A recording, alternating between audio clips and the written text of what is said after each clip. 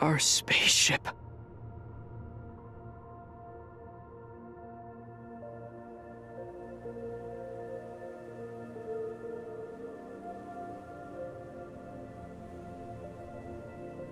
It's huge. I suppose that the moon is the only place one could hide it.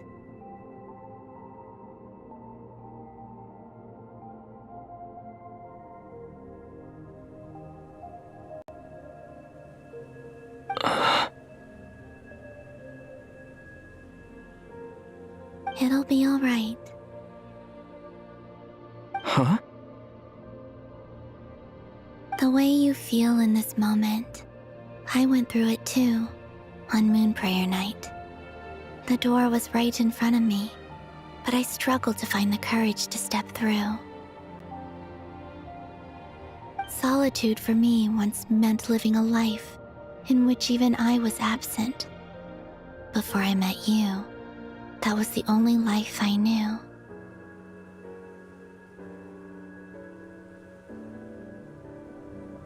But that night, solitude meant throwing away the life I had gained after meeting all of you. Columbina. Go. Retrieve the part of your life that was once lost. Trust me, you will lose nothing by doing so.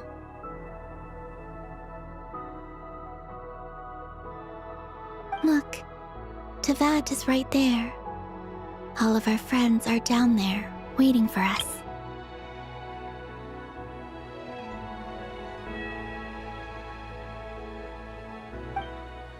You're right.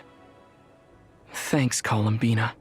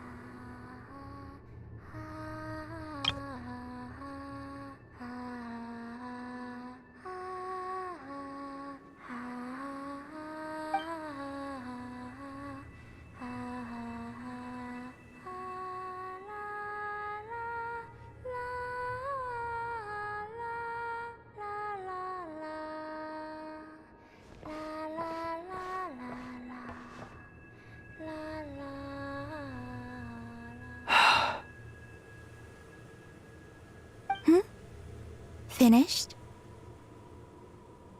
Yeah. Why did you take your eye mask off? Well, since my return, I've decided to take more opportunities to see the world with my own eyes. Besides, I've always wondered how Teyvat looks from the moon.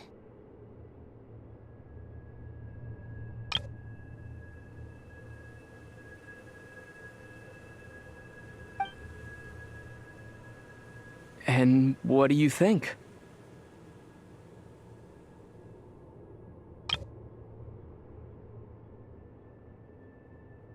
It's beautiful. I could spend a whole day here just gazing at it. What about you? What do you think of the truth you found?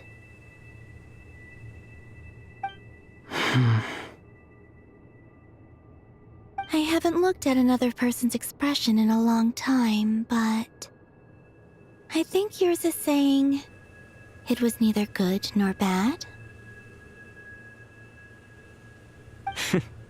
Keep this up, and it won't be long before you give Nephra a run for her money. Oh, I don't think that's going to happen.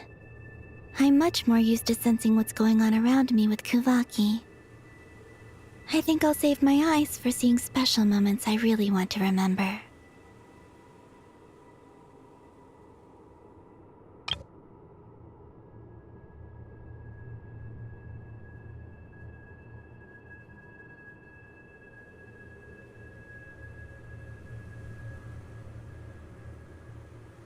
I read the spaceship's flight logs. I always assumed that this was my first time in Teyvat. I thought that Lumine and I must have been hibernating in space for centuries on end. But the logs show that our spaceship flew over the skies of Teyvat once before. A long, long time ago.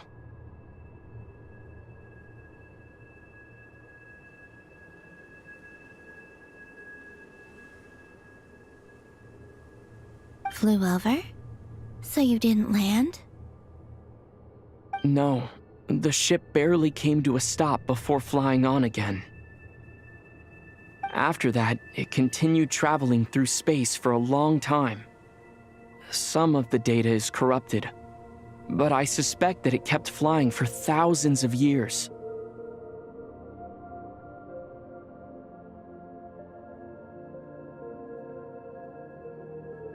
It was only after that that the ship made a forced landing in Nodcry. When Lumine found me, she came from outside the ship.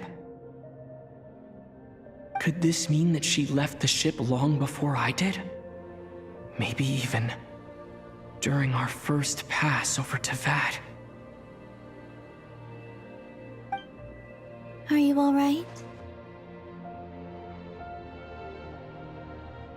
Yes, I can feel that the truth is coming together, one small piece at a time. I remember Lumine telling me that when she first arrived in Conria, she could not recall the past. So this might be something that even she doesn't know. Here, I made some space for you. Your mind must be racing, and this seems like the perfect place to relax and clear your head. Oh, wait, there's one more thing.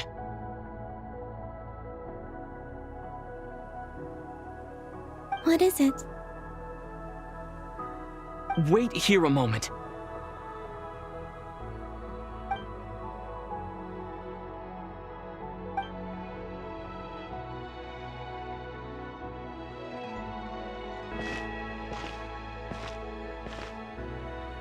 Hey, Columbina.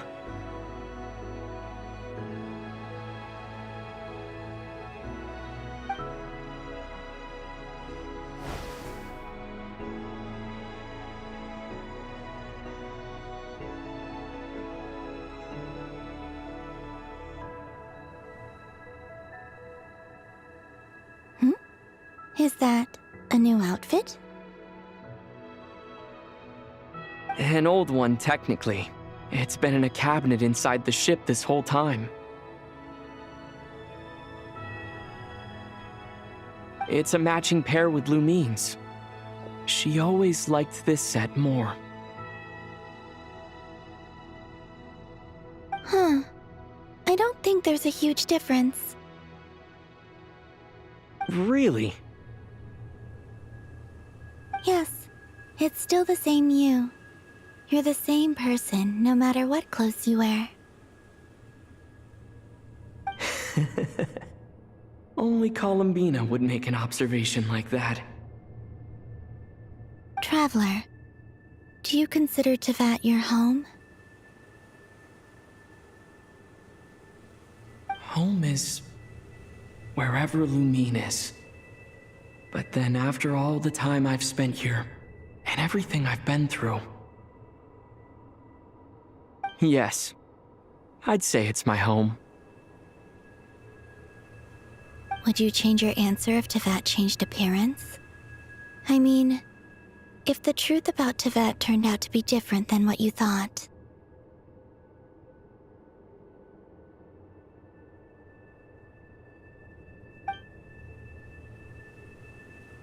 I don't know, but I don't think so.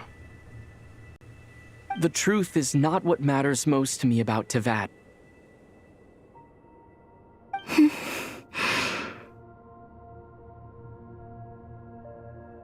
When I was first born, I longed for a home.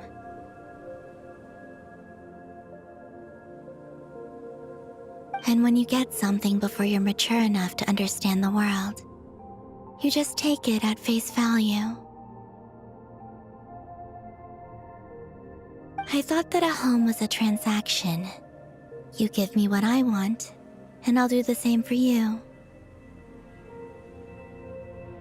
But you and your friends taught me what a true home should look like. You never asked for anything, yet you gave so generously to me. That's because your friendship matters to us. It was worth it. In the past, I thought that my birth in Nodcry must have been a mistake. But after journeying to the distant past where the story began, I realized that it was I who chose Nodcry to be my future home.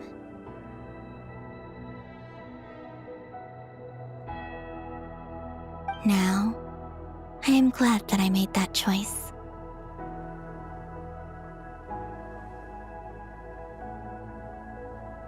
I'm sure your friends are just as glad.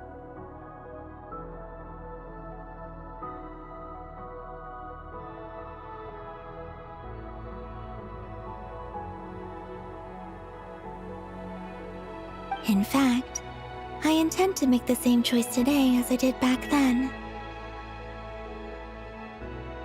What do you mean? Well, I've given the Eternal Moon's Marrow to Lauma, and the Iridescent Moon's Marrow to Arlecchino. And now, I shall return my Kuvagi to Nodcry again, that it may continue to protect my chosen home. Wait, but what about your body? Oh, are you worried that I'll disappear again? I won't. Not this time. The Frost Moon has now entered the fall sky, and I am the Trilune Goddess.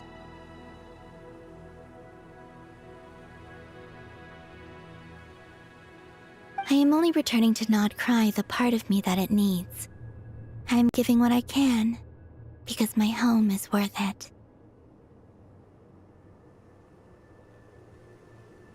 Oh, and I have something for you, too.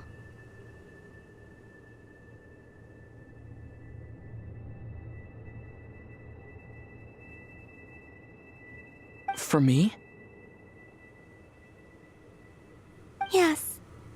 Come closer.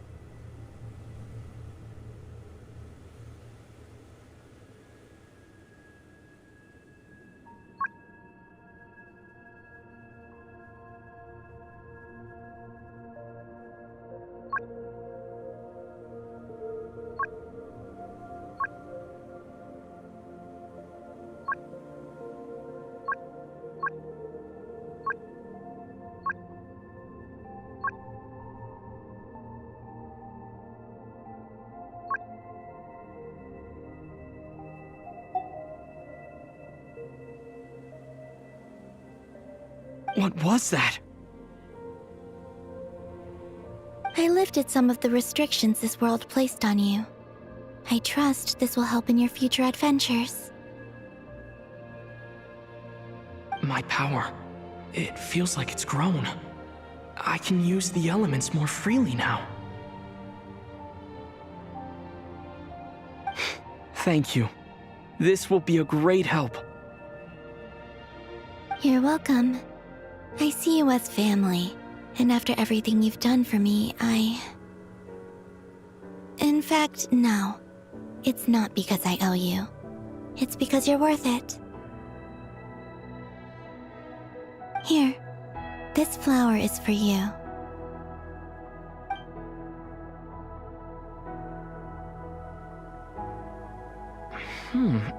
Isn't this a moon prayer blossom?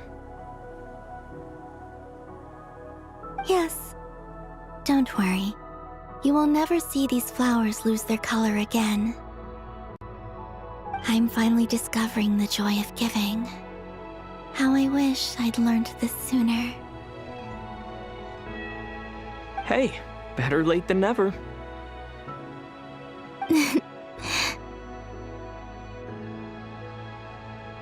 What are you thinking about now? Why don't you take a guess? You get one shot. I don't think I'll get it in one guess, but I'm sure it's a happy thought. That's kind of a sneaky answer. I can't say you got it wrong. Down into that, the moon seems so far away. I felt it might always lie beyond my reach.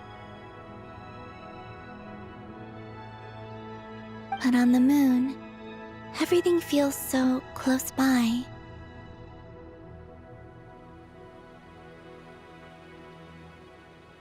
The haze that once enshrouded the skies has finally been dispersed. I feel like a traveler on a winter's night, starting a new chapter in my tale by the warmth of a bonfire. I don't have a lot of luggage, but I do have a lot of hope for the future. Well, what's next? Next, to start with, I want to stay here just a little longer. After that, let's return home and continue our journey.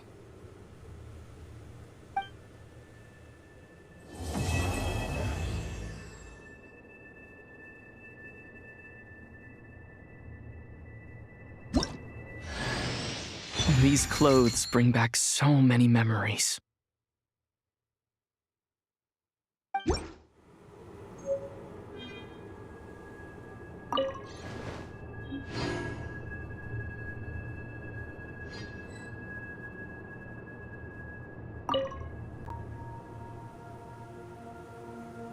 The journey goes on, for you and for me.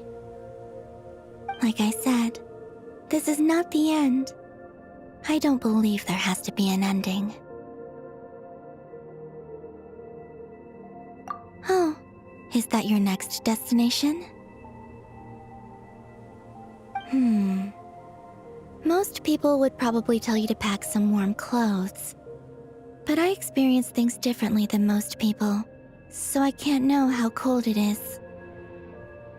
In fact, it is home to quite a wondrous heat source. I think they call it Kreshnik's torch. Every city in Snezhnaya is built around one of those. I sensed the energy it gave off as I was passing by on a railway train. It felt grand and distant. I also recommend the Korolievsky troupe in Snezhnograd. They give performances quite regularly, and entry was free for harbingers. I liked them a lot.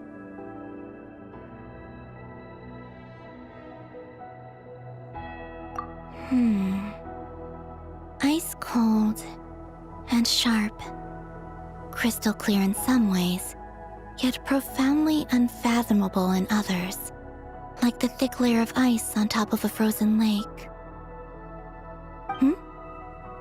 That's just the impression that Tsaritsa gives me. I was never able to glimpse what truly lies beneath that icy exterior. In fact, I don't think the people of Snezhnaya even know what kind of power their god wields.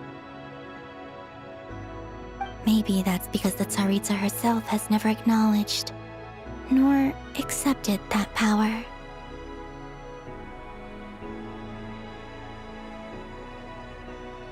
There's Regrator, the Rooster, and the Jester.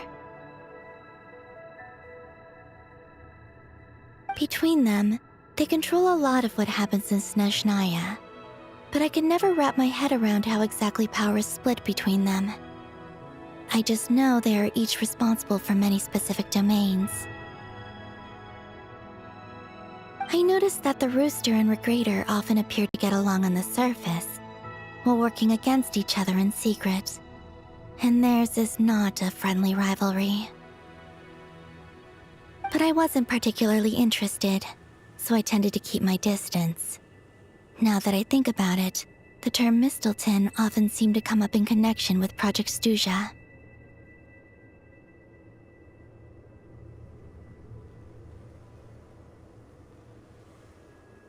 Once things settle down in Notcry, I'd like to explore the world beyond Snezhnaya.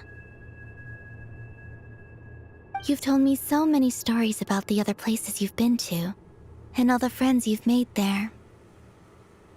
I'm curious to visit those nations and see them for myself. It would also help me learn more about the journey that has made you into the person you are today. Okay. As you continue on your journey, don't forget to gaze up at the moon once in a while. It is, after all, no longer an illusion. It shall cast down its true moonlight, connecting us in truth.